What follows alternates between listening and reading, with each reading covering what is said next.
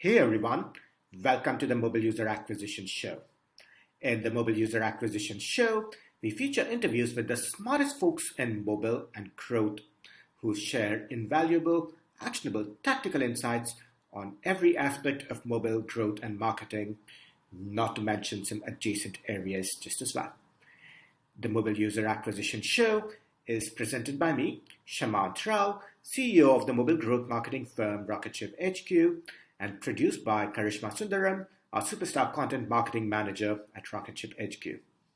Each episode includes strategies, tips, and pointers from the leading edge of mobile growth marketing that you can use to unlock tremendous growth for your app in a sustainable and capital efficient manner. Today's episode is the recording of a webinar hosted by our friends at Singular that we recently spoke on. In this webinar, moderated by John Koetsier from Forbes, we were joined by Eran Friedman from Singular, Pedro Ponce de Leon, Liftoff, and Ben Holmes Adcolony. This episode and webinar gives you the lowdown on everything that's happening and working across the iOS ecosystem a few months after the introduction of the ATT. We talk about how extended probabilistic matching, euphemism for fingerprinting, is still here. We talk about whether this will still be sustainable. We talk about how marketers are approaching measurement today, the challenges with privacy thresholds, the emergence of web flows, and other industry-wide changes that are shaping the mobile marketing landscape today. Let's jump right in and join the show. We'll start in about a minute.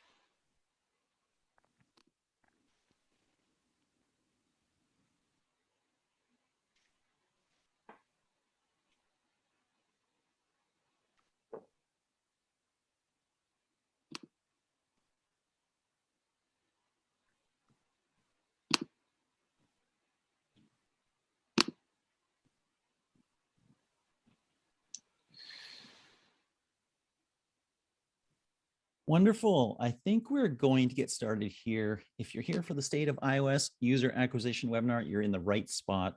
It is going to be good. We have some amazing panelists. We have some great data.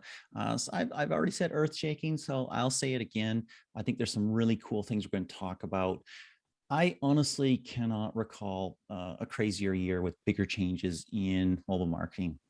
We've seen massive changes in platform spend, iOS to Android. We've seen even bigger swings, not all of which we've been able to make public, in ad network and SAN spend, driven by, of course, massive changes on iOS. And of course, it's all happening in a crazy global environment. The goal here is to provide some help, some insight, maybe a shoulder to cry on. I don't know. We'll figure it out. We're going to talk about what's going on. And yeah, that does include some fingerprinting. We'll chat about that.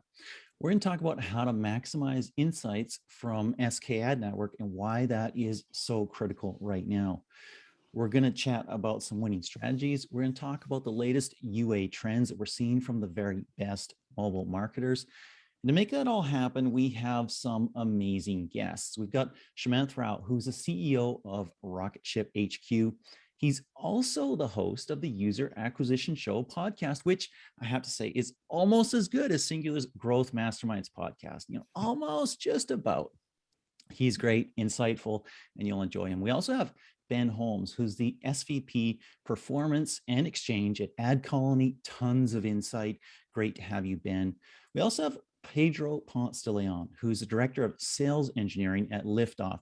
He has some data that I think will rock some worlds, and he does not know if he's an actual descendant of the Ponce de Leon. And of course, we have Singular's CTO and resident SK Ad Network expert, Eran Friedman. Now, one note about the panel. It is an all-male panel, which is not usual for Singular. However, I have challenged Singular to have an all-female panel next time. And of course, I'm the moderator. I'm John Koetsier. I write for Forbes, consult with some tech companies, and do a bunch of other things. Excellent.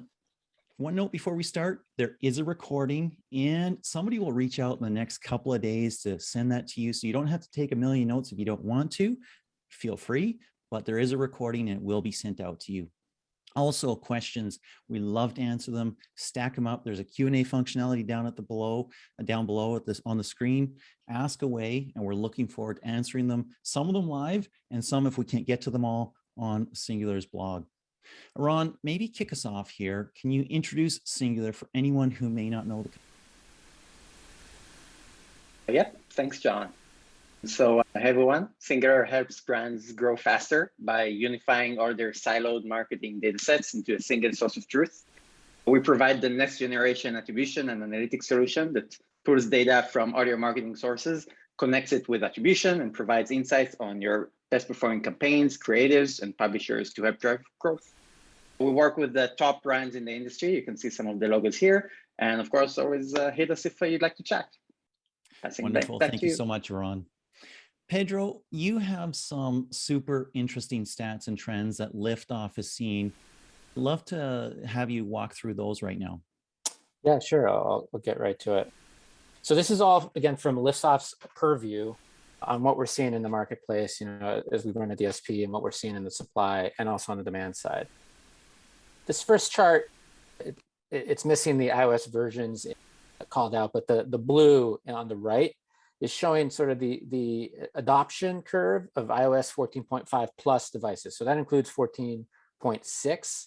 And you can see there, the surprising part was actually 14.5 was not the device OS version that actually, where you saw that spike in adoption. It ended up being 14.6 where Apple really pushed it on users. So 14.6 is really the OS version where ATT actually kicked in.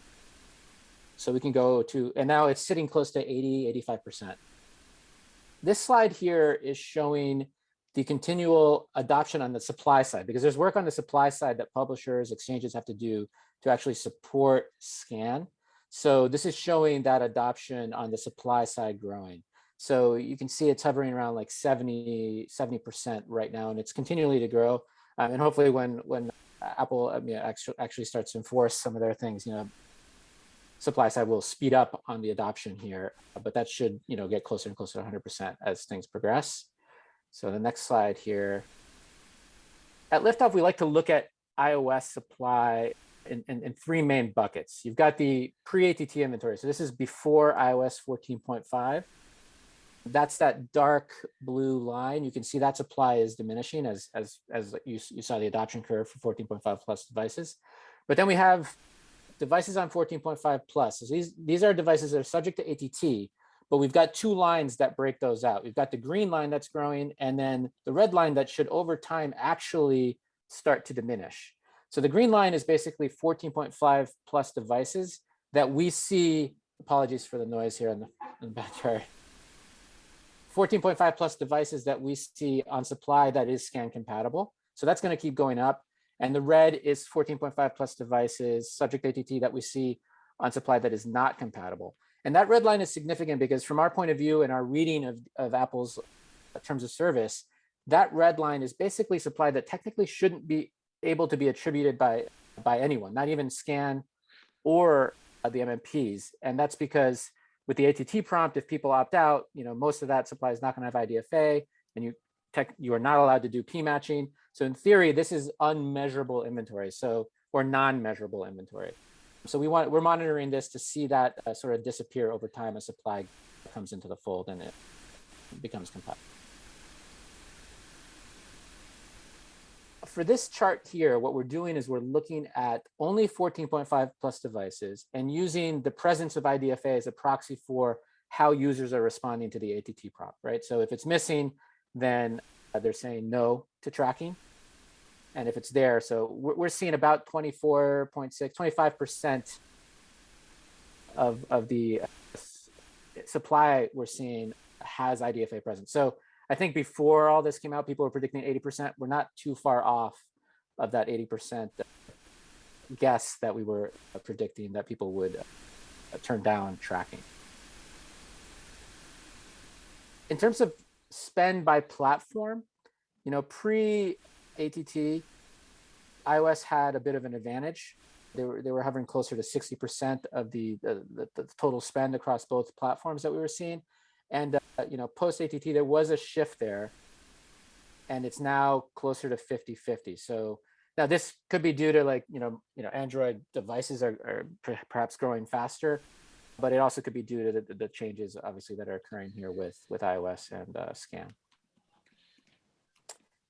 Censorship. This is also a topic that many advertisers are interested in, given that Apple is censoring the postbacks and the data on the postbacks. There's two censorship metrics. There's the site ID that the Apple censors, and that's actually hovering pretty high when you look at it at the campaign level.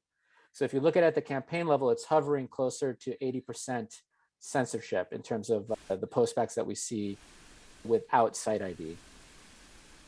For conversion censorship rate, that actually is hovering pretty low. It's like closer to like 3-4%.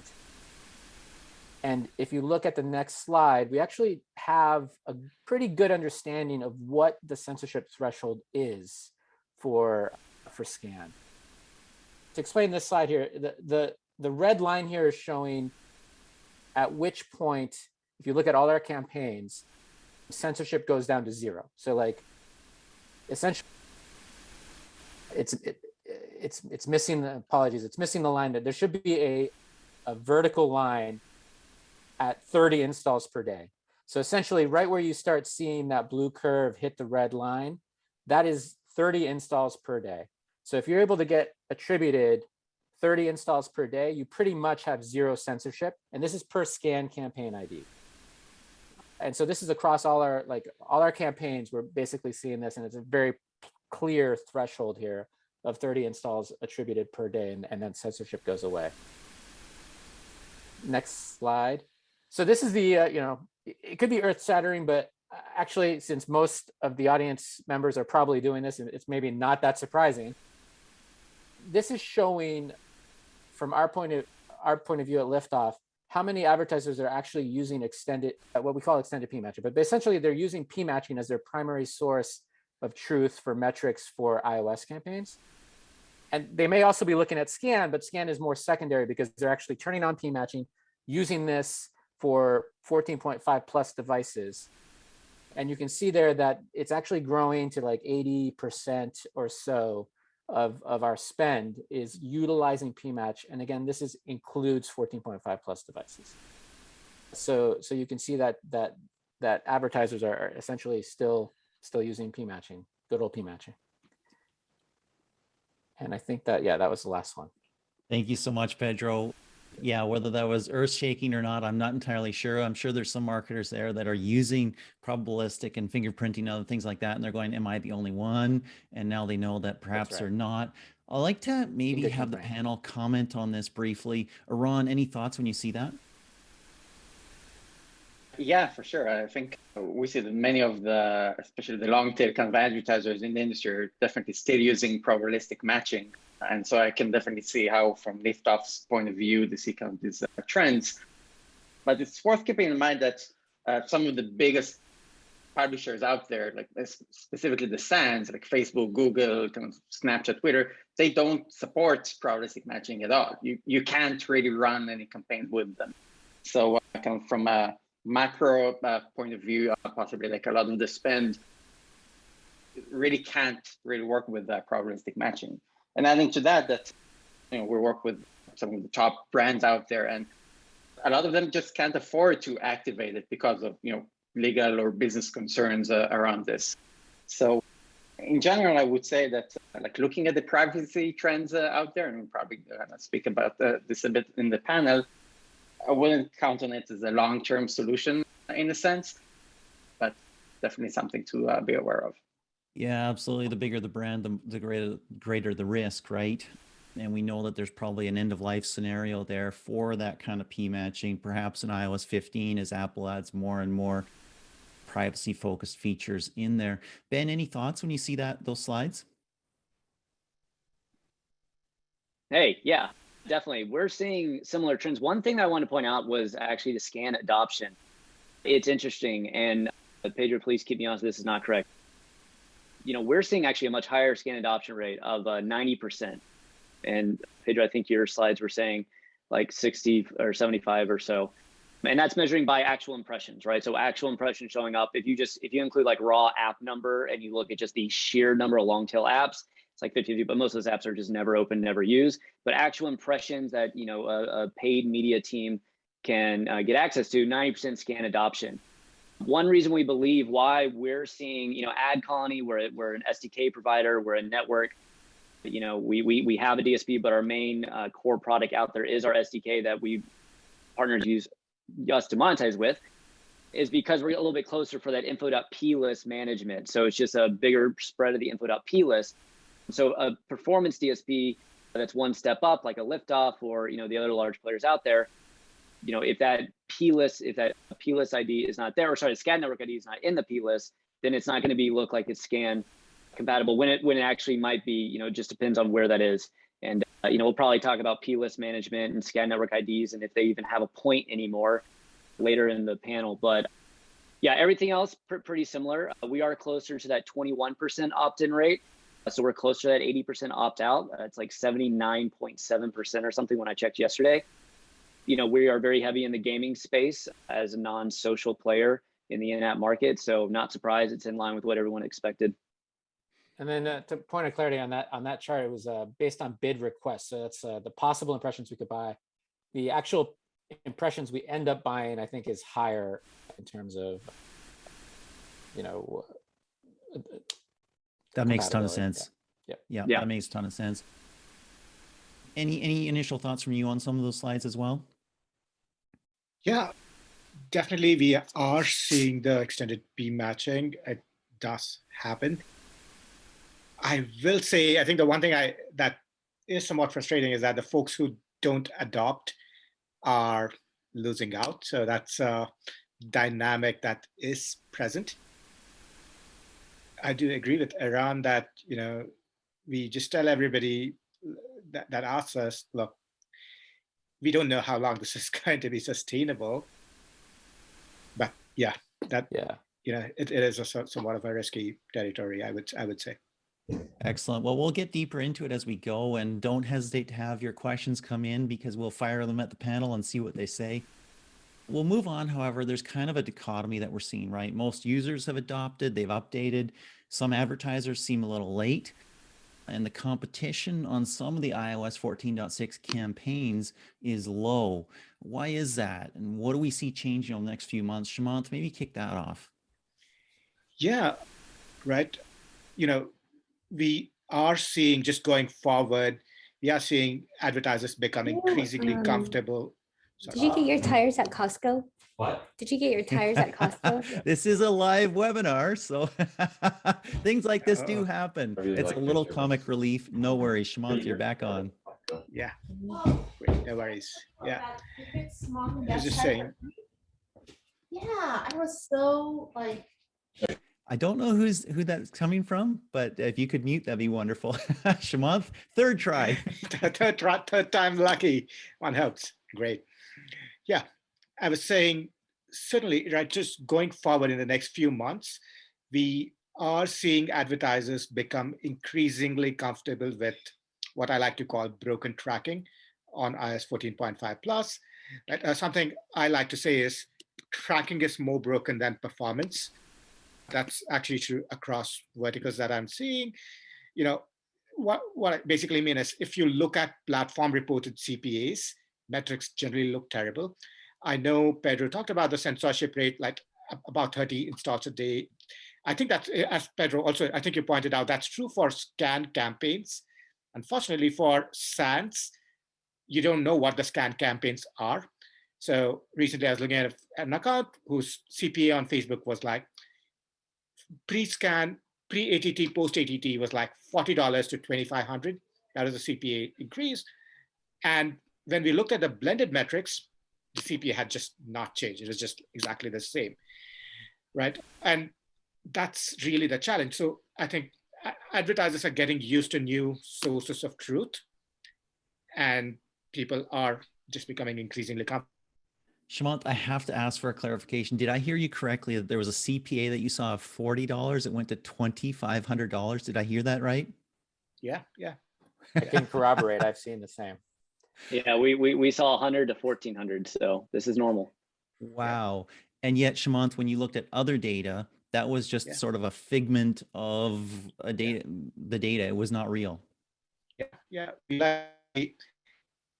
SAN reported CPAs are basically made up. And I would say if you're comparing campaign A versus campaign B within a network, you can trust that number, but you don't want to treat that as a source of truth. Yes. Eran, dip in here. What are you seeing here in terms of the dichotomy of this data and some of the sources of truth that Shmanth is talking about?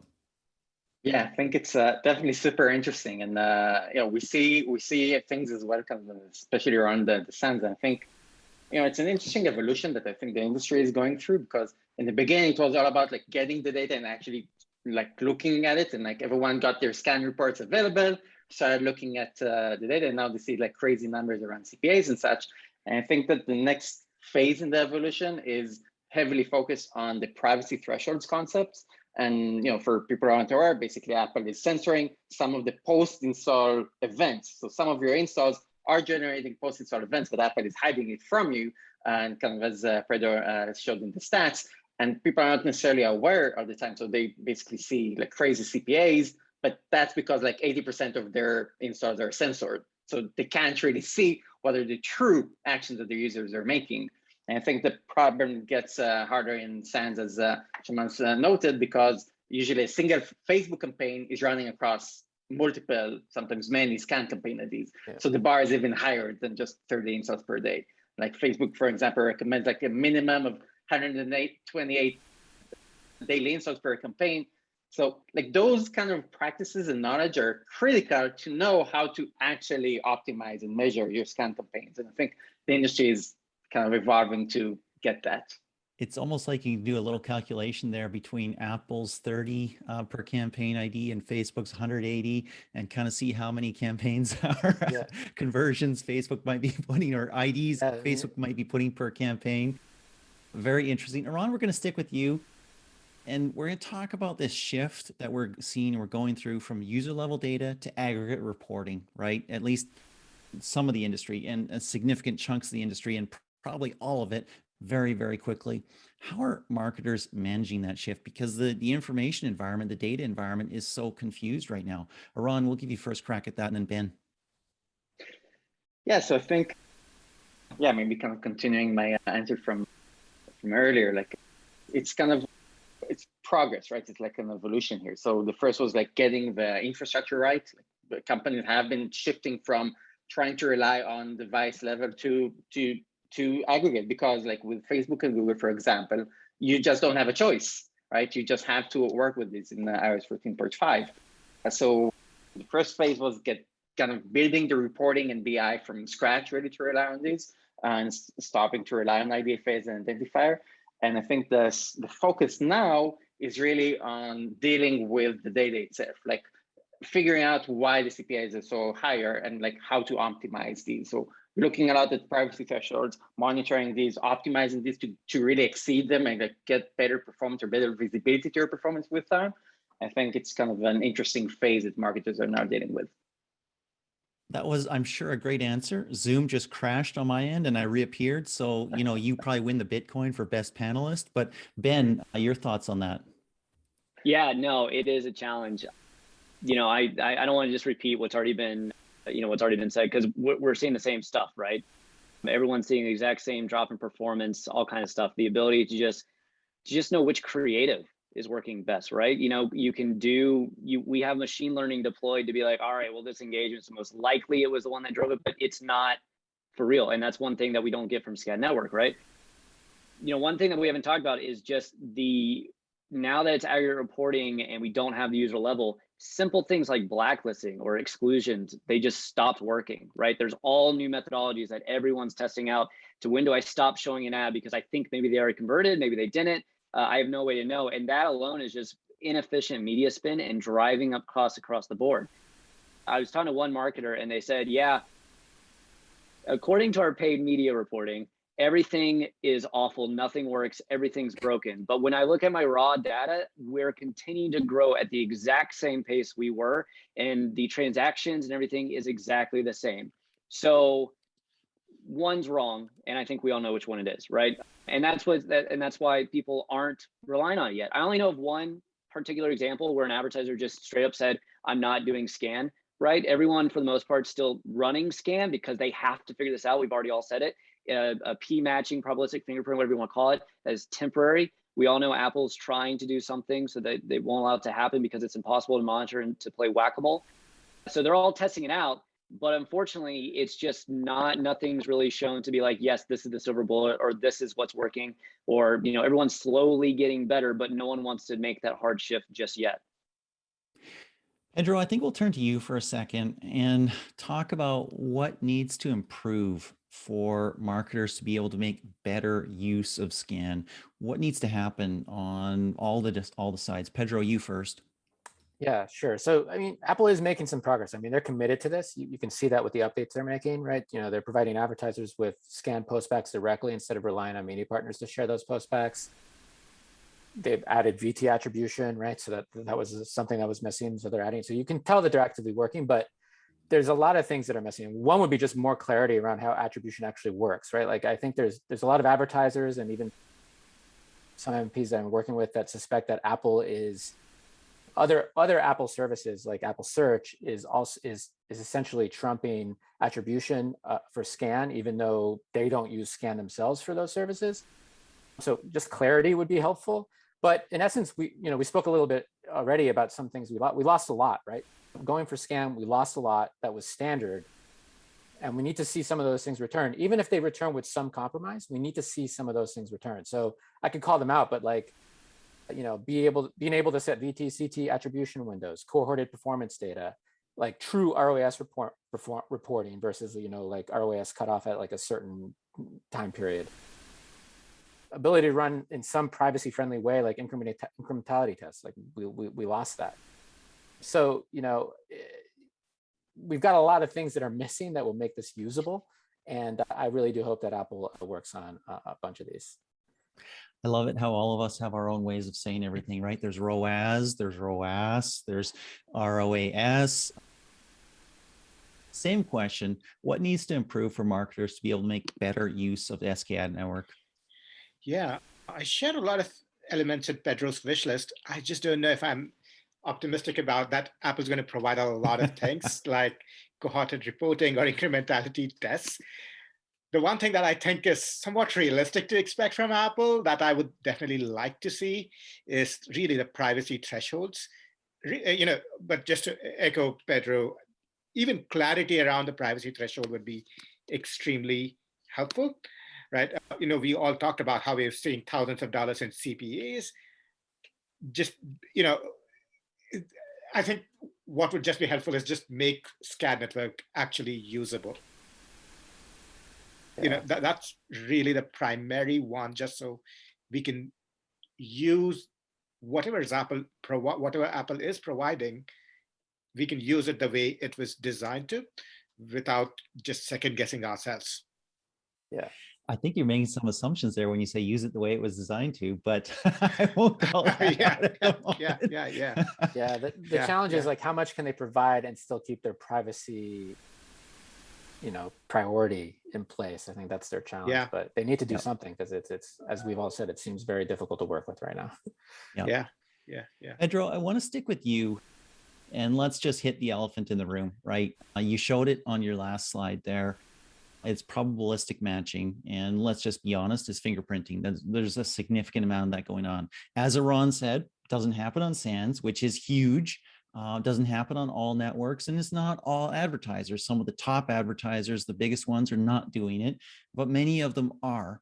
What's going on there? What's happening? And do you see a future there or not? Pedro, you get first crack at that.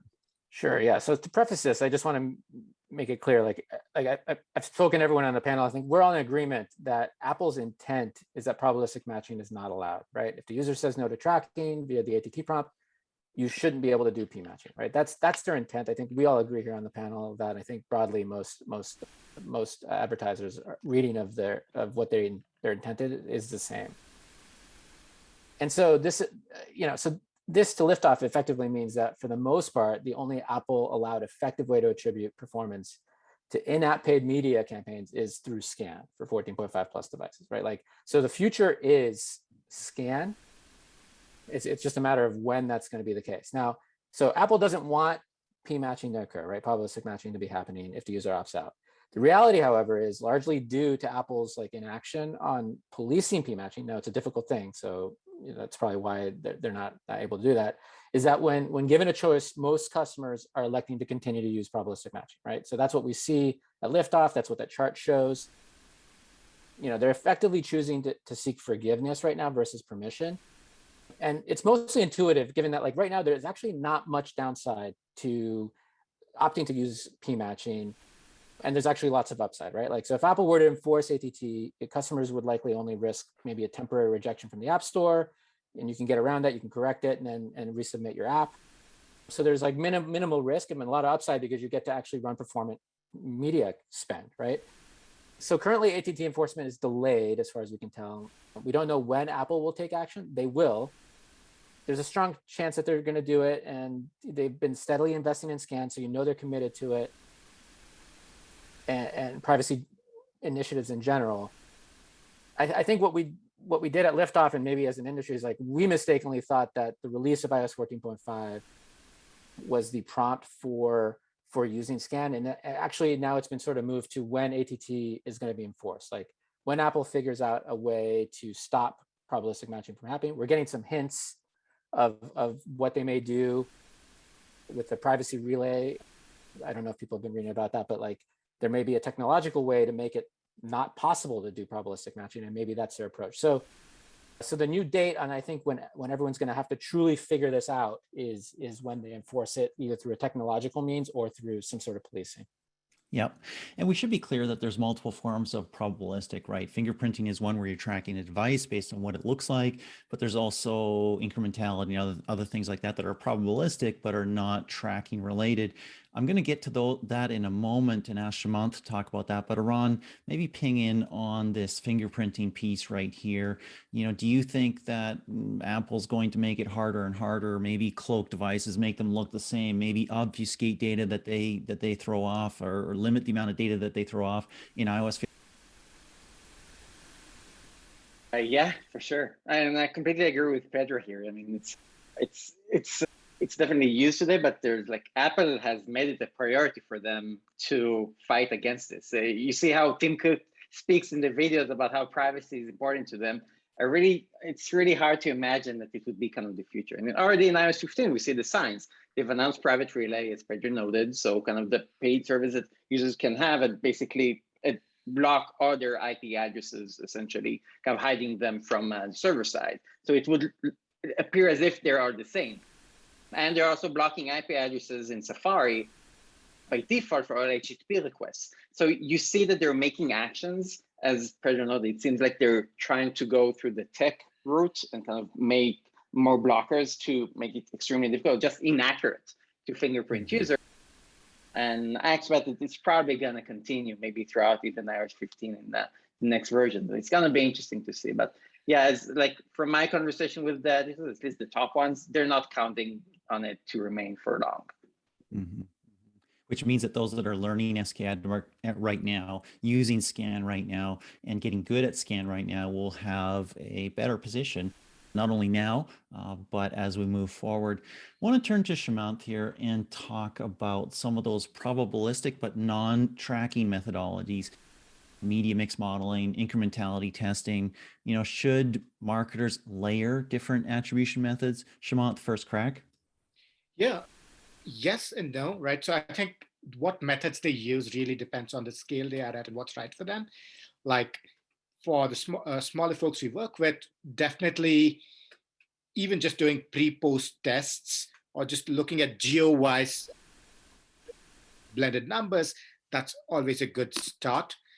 I also try to caution folks that, something like media mix modeling or incrementality testing, some are not for folks that are not at significant scale, just because you need a threshold amount of data for a lot of these techniques to be usable. Like you want at least 4 to 5 channels low to mid six figures in spend for incrementality testing. Media mix modeling, you just need to be in seven figures in spend. You need your internal data infrastructure, you need reporting, right? So it's a huge like rabbit hole. So people need to be ready for it. And it's certainly a conversation I've had with a number of folks. But definitely, I think it's worth doing basic pre-post tests, basic blended analysis if folks are at a smaller scale. I think that's intelligent. I think that's smart. There's no silver bullet there.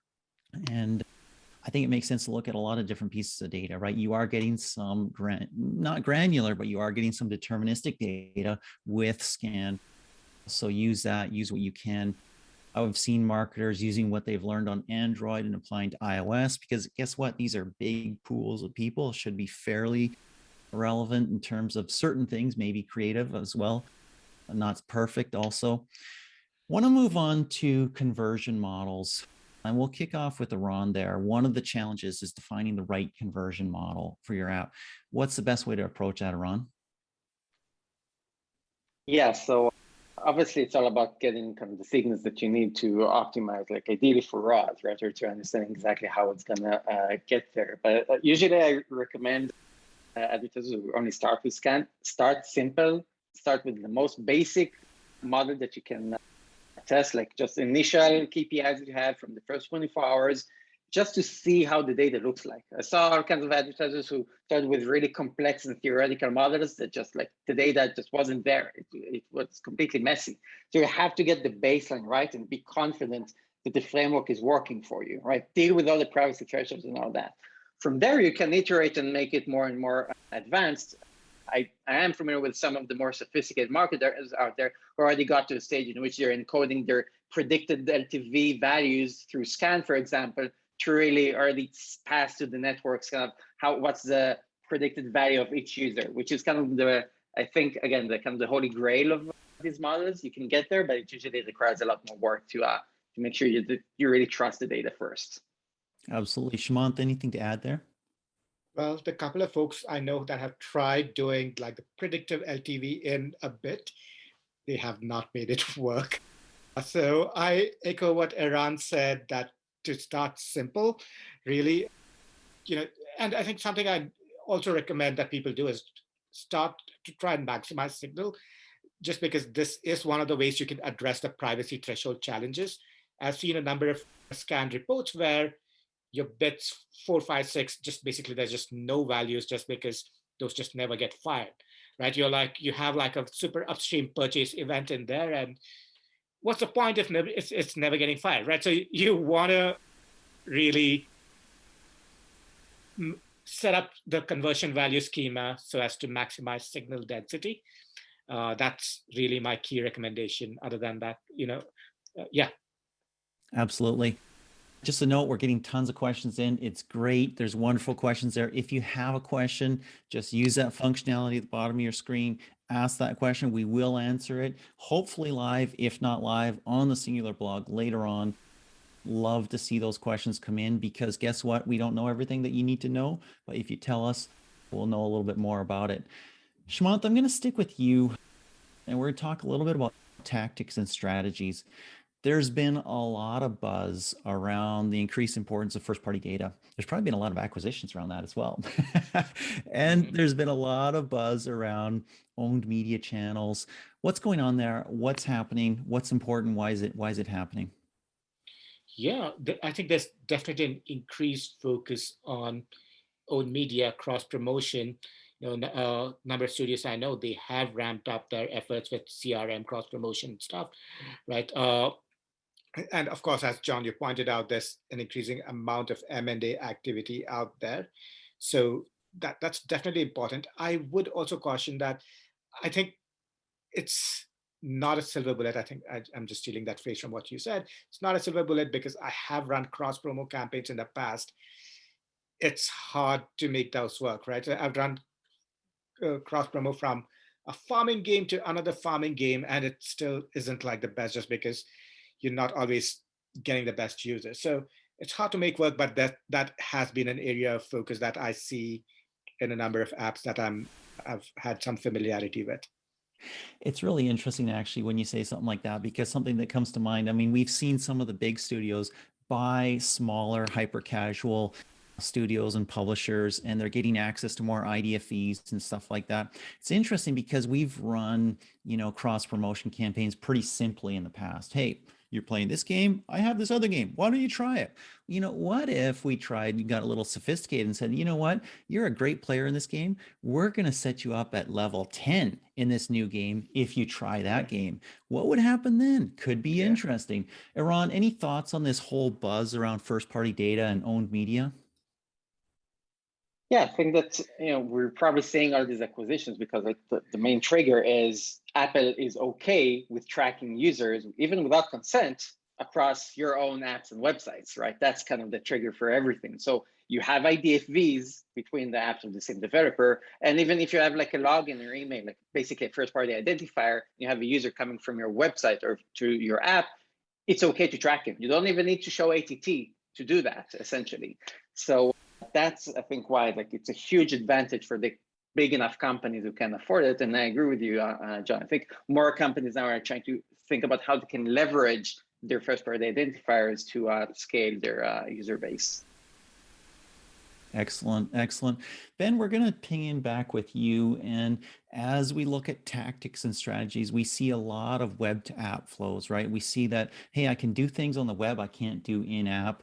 I can learn things on the web. I can connect identities. Maybe I can do other things. I have limitations on that, and there are regulations on that as well, but there's some other things I can do. What are you seeing web to app? Yeah, that's a great question. In our space, the main way, it's funny, we saw a big surge of it, and then when P matching started framing back up, all of a sudden it dropped off because web to app was basically a loophole, right? I'm gonna take you to my mobile website that I've set up in a day, and then I'm gonna take it to the app store, and because it's owned and operated now, that I can track you across the board, and it's like that's a glaring loophole. That's clearly not what they were trying to do, and then P matching picked up and it completely fell off. So is it happening? Yes, it is. And we have a few partners that are doing it. It is a bit of a, there's that development cycle. You got to make the mobile website if this is going to be brand new for you, especially if you're an in-app company only, right? If you have a whole website and then you have an app as an extension play, then it's a completely different scenario. But, the majority of gaming clients is not like that, right? So they're setting up these overnight websites. It's a loophole. Sure, it works. I kind of put in the bucket of, is it long term? Is this something that Apple will just clamp down later, right? With what's happening with cookies out there in general, is that eventually? If you want to do it now, sure, it's totally viable. But once again, you got to figure out scan. That's just what has to happen. I'm kind of waiting for SK Ad Network to be natively supported in mobile Safari, and maybe a couple other places like that, and probably as a plug-in or something like that in Chrome or who knows. We'll see what that goes on with that. Shamanth, what are you seeing in terms of web to app?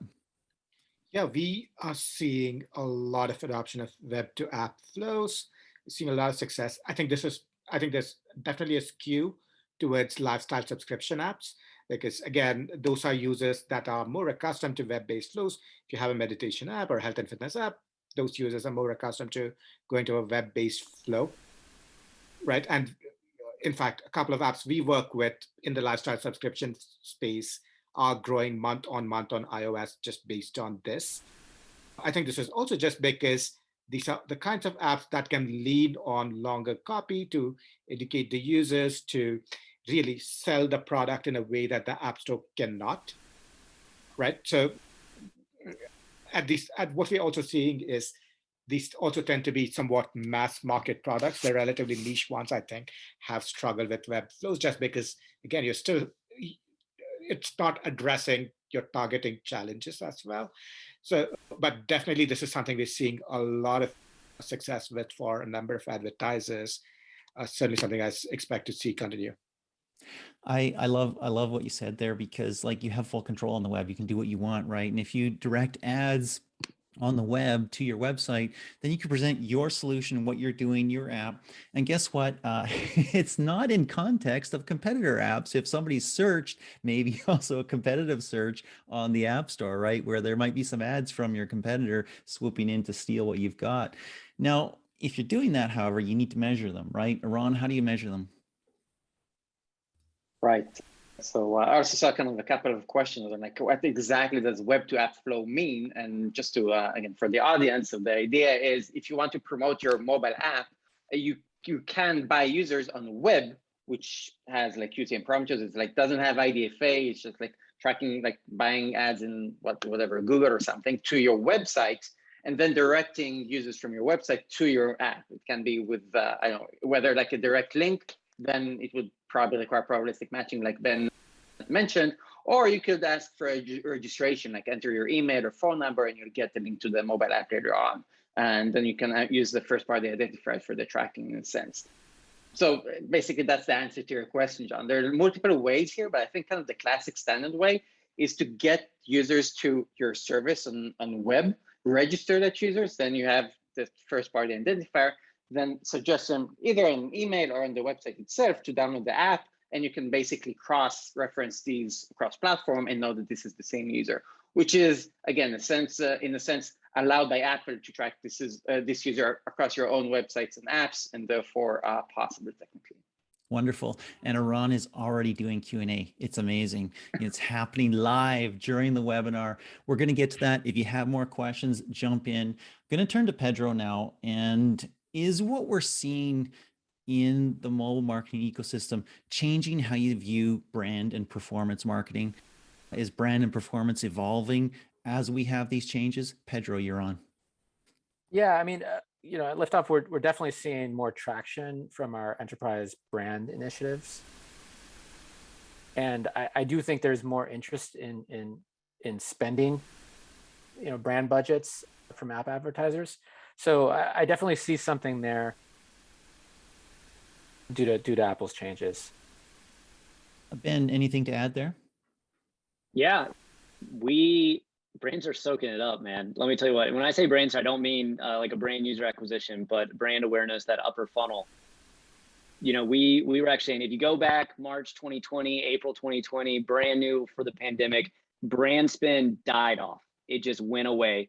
And UA campaigns soaked up all the inventory left behind. And we kind of saw the opposite happen now. On the iOS side, UA spend, you know, Pedro shared those slides. It went down from user acquisition tactics, right? Brand awareness just started picking it up. At Adcolony, we definitely saw this happen because we've actually already, you know, the in-app space has always been kind of difficult for those higher upper level because the massive data lakes, we're trying to do just matching with other big data lakes to get those device IDs in there. And we all know the match rates were not that great. And so then it was like, and if you had a really high match rate, it was more like, I just don't trust that data. It's not first party. Where do you even get that? So contextual alignment was already a big part, right? You know, hey, if you're a CPG and you're trying to get, you know, that 30 to 44-year-old female, they're playing match 3 titles, right? You know, we know that from comps, from Nielsen data, all that kind of good stuff.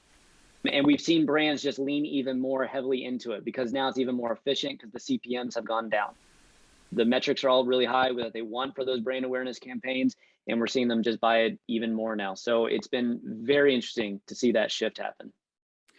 It's funny because I was thinking about that when you were talking about web to app, because Adcolony has historically had a larger share of brand spend than some of the ad networks that have been fully performance focused. Of course, brand performance, I mean, it's a continuum, right? All brand is performance, all performance is brand. And it's interesting to see that evolution. Eran, I want to throw one last question your way before we dive into the Q&A. Again, for people who are attending, if you have a question, now is a great time to put it in. We've talked in and around this issue for this whole webinar.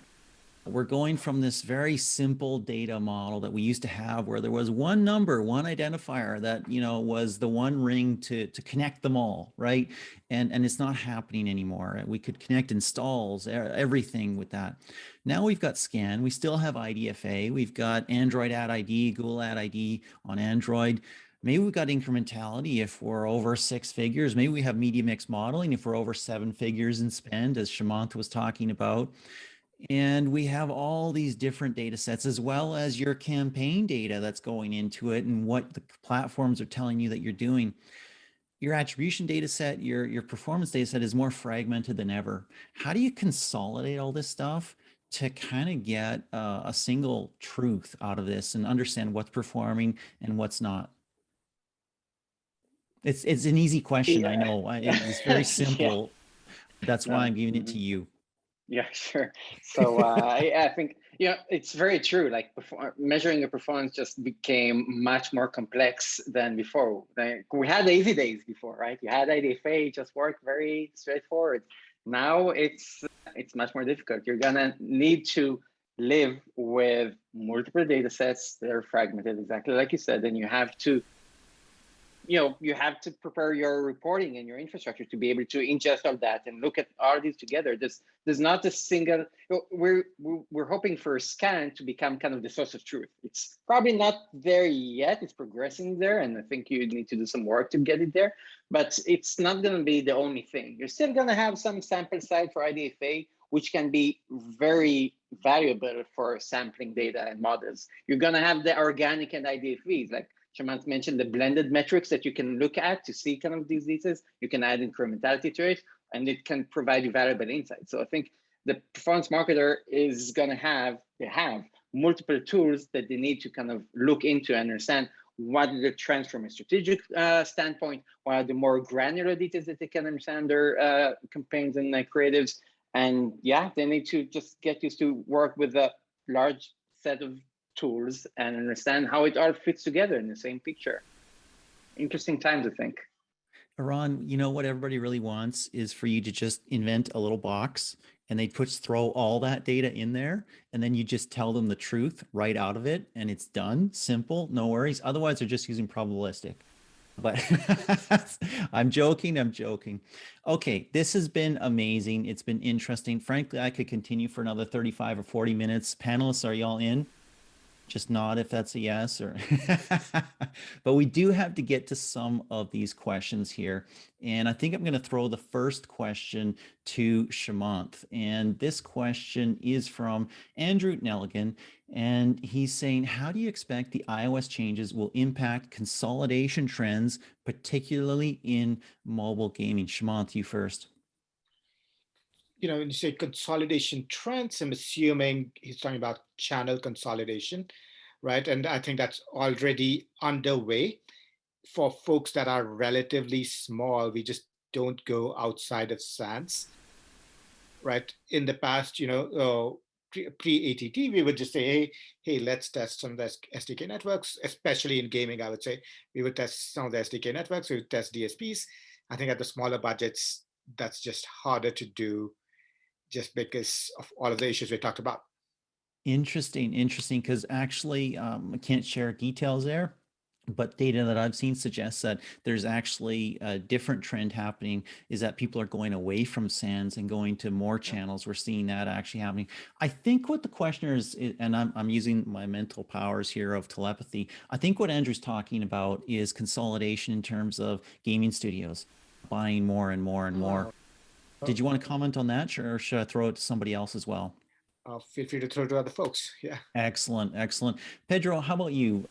Consolidation in mobile gaming. How do you expect that the iOS changes are we going to see more of that? Is it going to be more and more common? Are we going to get Uber studios with massive multi-billions of players?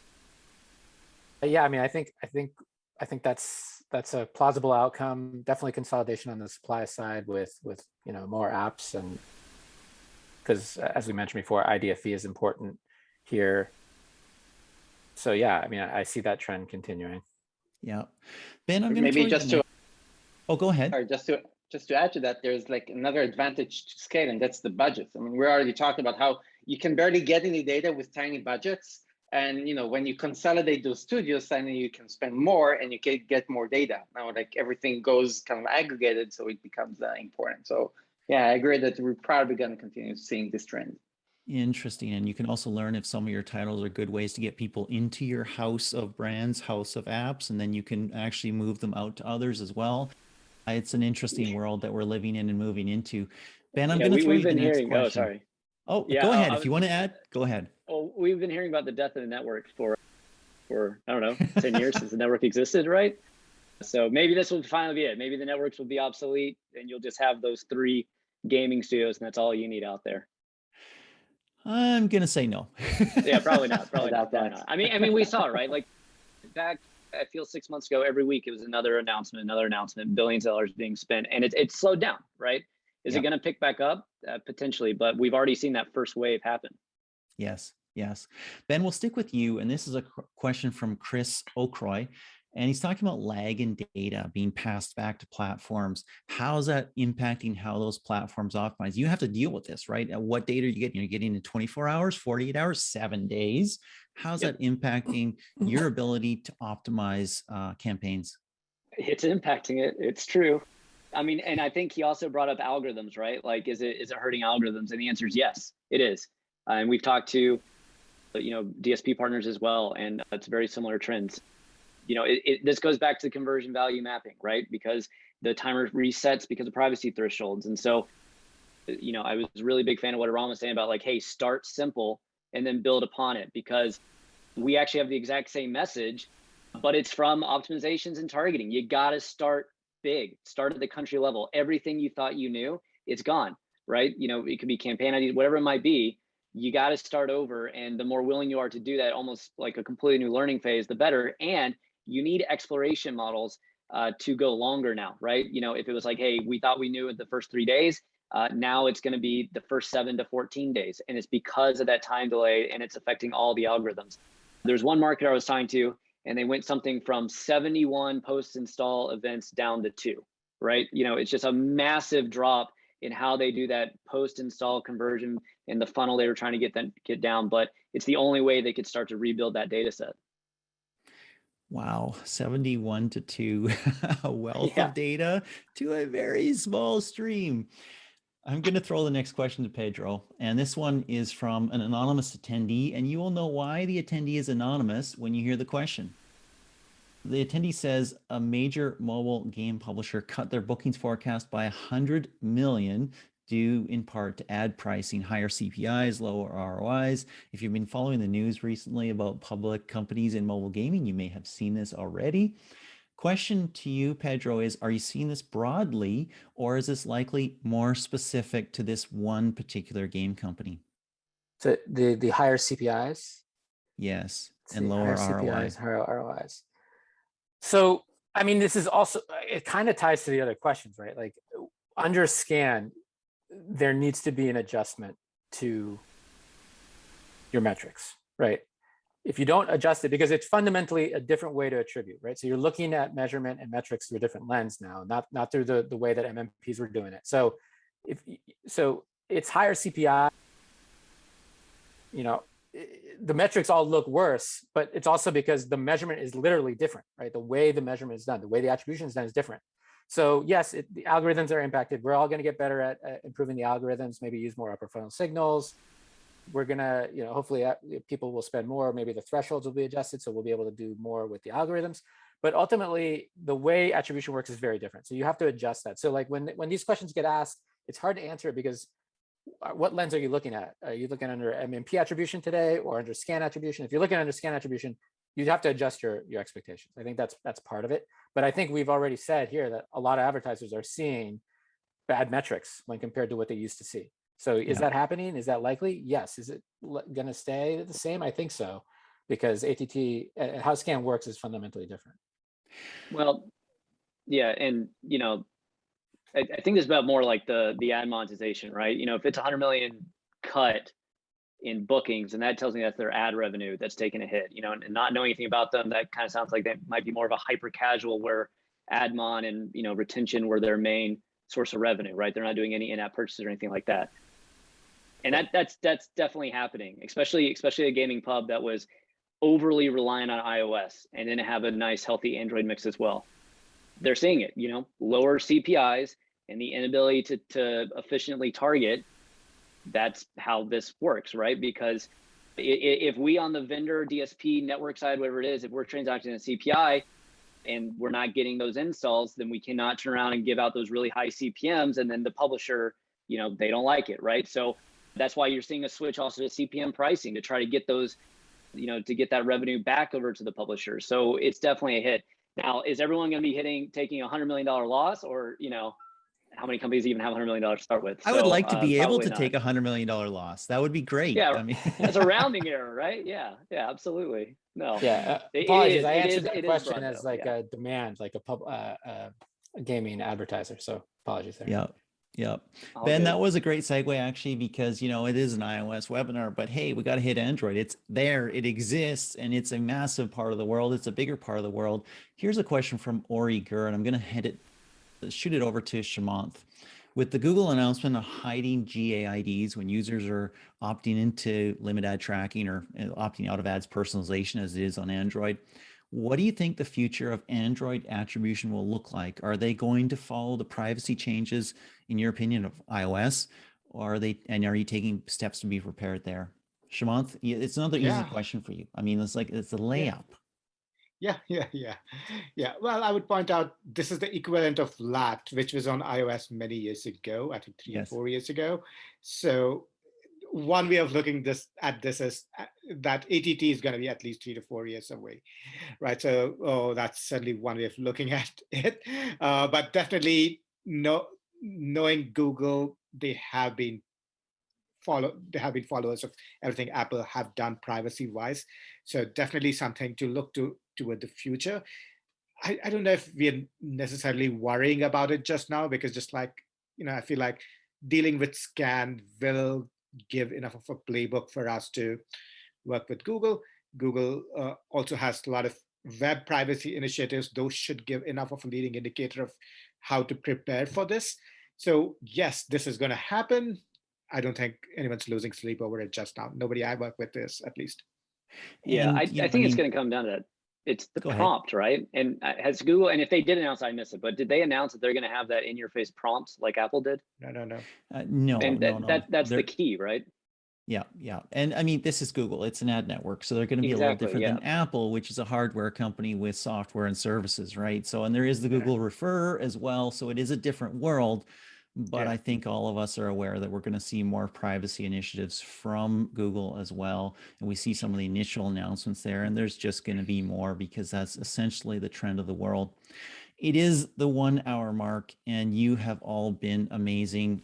I have to thank every panelist here. It has been great. Before I do that, if you are interested in digesting some of the stuff that you've heard here, somebody is going to be reaching out to you and offering you a version of this, a copy of this. So expect that in the next couple of days. We also have a ton of questions we didn't get to. We will answer them on the Singular blog, and maybe even shoot you out a link to that as well, so you know what people have been asking. But I have to thank the panelists here. I mean, Shamanth, great insight. Ben, really appreciate what you brought. Pedro, thank you for the data and the insight. And Eran, as always, much appreciate the wisdom and perspective. It has been wonderful for all attendees. Thank you so much. And this is John Koetsier signing off. For more tips, pointers, and strategies from the leading edge of mobile user acquisition, subscribe to our YouTube channel right here, or check out our blog, rocketship.hq.com/blog.